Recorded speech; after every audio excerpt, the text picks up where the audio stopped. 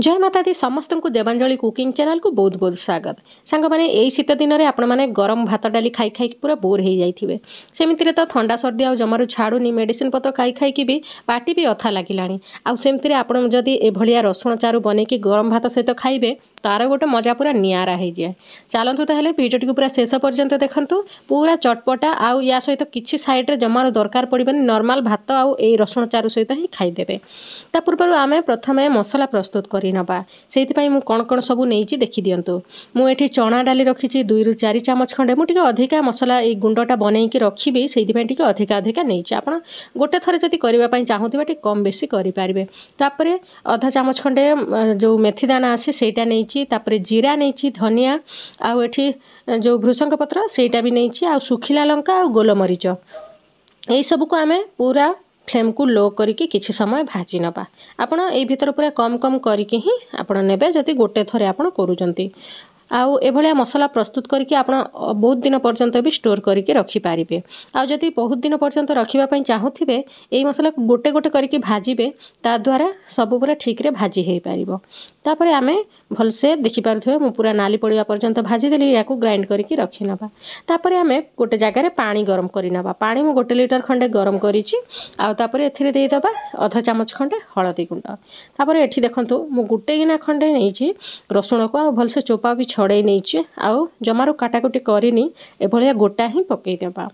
तापर आमे एथिरे कटा टमाटो देई दबा। गोटे बड़ टमाटो को मु काटिके एथिरे देइछि। आपण जदि छोट नेबे ताहले 2टा खंडे नेबे। तापरे एथिरे टिके भृषंग पत्र पकई दबा आउ फ्लेम को हाई कर दबा जल्दी पानीटा फुटी आसीबो जेमिति। तापरे देई दबा स्वाद अनुसार लूण आउ याकू 5 मिनिट पई घोड़ई नबा जे पर्यंत कि हमर रसुणटा सिझी न जाइछि। 5 मिनिट खंडे हेई गलानी लिड खोलिकी देखि नबा। देखि पारुथिबे रसुण आ टमाटो बढ़िया और भाजी ही गलानी। एबे आमे या ऊपर बनईकी रखिथिबा मसला गुंड को पकई दबा। 2 ରୁ 4 चामच खंडे मु पकई देइछि। आउ फ्लेम को पूरा लो रखी दबा। लो फ्लेम रे जेहेतु आमे डाली भी देइछे ना टिके सिझिबो गुंड हेकी आउ सेति पई टिके लो रखी दबा। तापर एथिरे आमे देई दबा तेंतुली मंड। तेंतुली को भिजेई नेबे आधा घंटा आगरु पानी रे आउ तापर एथिरे देई देबे। फ्लेवरटा देखिबे पूरा चटपटा आसीबो। तापरे भलसे आउ थरे गोळे की आमे घोड़े नबा। बेसी नाही 2 ରୁ 3 मिनिट खंडे ही घोड़े देबे। तापरे देखंतु हमरो यही रसुण चारूटा पूरा प्रस्तुत हो गला। किंतु आपण एभलिया नॉर्मल भी खाई पारिबे माने बिना छुंक देकी। किंतु छुंक देले तार गोटे टेस्टा बढ़ी जाए। सेति पई चलंतो या ऊपर गोटे छुंक दबा। सांग माने आपण थरे निहाते ट्राई करिवे देखिबे केते टेस्टी लागे हला। आउ एबे मु तेल रे बसई देइछि डंका रे। तेल भलसे गरम ही आसिले आमे एथिरे देई दबा 5 फुटन आधा चामच खंडे। आउ 5 फुटन को भलसे फुटिबा पई दबा। जेते भलसे फुटिबो तार फ्लेवरटा सेते भल आसीबो। तापरे एथिरे टिके हिंग देई दबा।